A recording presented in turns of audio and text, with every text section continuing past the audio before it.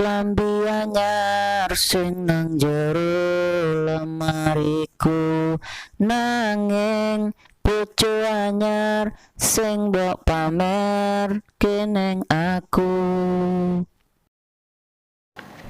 Itu adalah sebuah cuplikan dari lagu yang diciptakan oleh Pak Didi Kempot, Pamer Bojo, yang menceritakan tentang seseorang yang telah lama tidak bertemu dengan kekasihnya, dan tiba-tiba kekasihnya telah menikah dengan orang lain.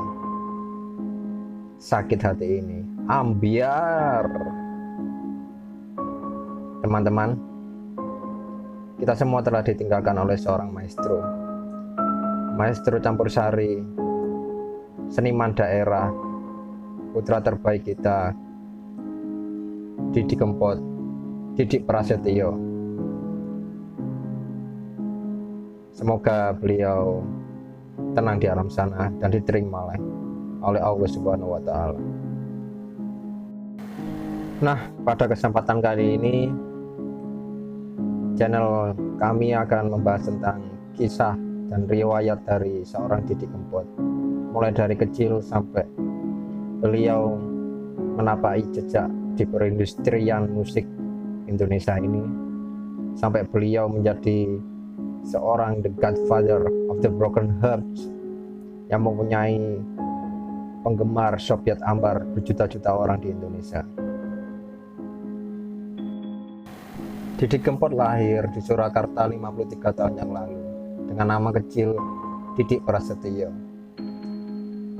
Beliau adalah anak dari seniman Sri Mulat Mbah Ranto Gudel, dan juga beliau adalah adik kandung dari pelawak senior Sri Mulat Mamik Prakoso. Walaupun ayah dan kakaknya bergelut di bidang komedi, tetapi Didi Kempot seni di bidang musik yang sangat kental dari ibunya, sehingga beliau menyimpang dari kakak dan ayahnya yang bergelut di bidang komedi. Didi Kempot sendiri memulai karirnya sebagai musisi jalanan sejak tahun 1984 hingga 1986 di Surakarta. Setelah itu, tahun 1987 beliau mengadu nasib ke Jakarta. Disitulah nama Kempot mulai tersemat pada sosok beliau, karena Kempot adalah singkatan dari kelompok pengamen trotoar. Hampir sebagian lagu yang ditulis oleh beliau bertemakan patah hati dan kehilangan. Alasannya sengaja memiliki tema patah hati dan kehilangan karena rata-rata orang pernah mengalaminya dan ingin dekat dengan masyarakat. Kini Didi Kempot banyak diminati oleh kalangan muda dari berbagai daerah yang menyebut diri mereka sad boys and sad girls, yang bergabung dalam Sobat Ambiar dan mendaulat Didi Kempot sebagai godfather of the broken hearts. Julukan itu berawal dari lagu-lagu Didi Kempot yang hampir semuanya menceritakan tentang kesedihan dan kisah patah hati.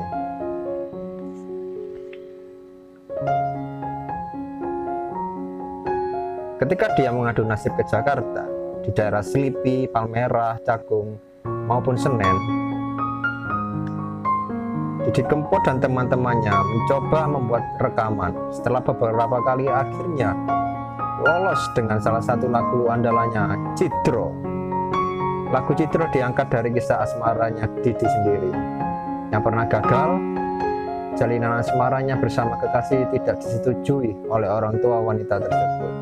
Ambiar bos, itulah yang membuat lagu Cidro begitu menyentuh, hingga membuat pendengar terbawa suasana. Sejak itulah Didi Kempot mulai sering menulis lagu yang bertema patah hati. Pada tahun 93, Didi Kempot mulai tampil di luar negeri, tepatnya di Suriname. Lagu Cidro yang dibawakan sukses mengangkat pamornya di Suriname. Setelah Suriname, Didi lanjut ke Eropa. Pada tahun 96, ia mulai menggarap dan merekam lagu berjudul Layang Kangen di Rotterdam. Nah, nggak tahu kan kalian kalau Layang Kangen itu dibuat di luar, di Belanda. Pada tahun 98, Didi Kempot pulang ke tanah air dan memulai kembali profesi sebagai seniman musik. Tak lama setelah itu, dia menciptakan lagu Stasiun Balapan pada awal reformasi.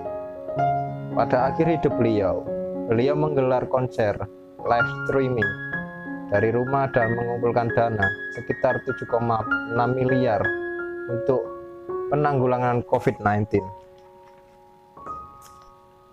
Didi Kempot pernah menikah 2 kali dan dikaruniai 3 anak dari istri pertama dan istri keduanya. Istri pertama bernama Saputri, istri kedua bernama Yanvelia. Rekan-rekan, kita ditinggal kaum. Mari kita lanjutkan cita-cita beliau dengan melestarikan kebudayaan Jawa. Salam ambyar.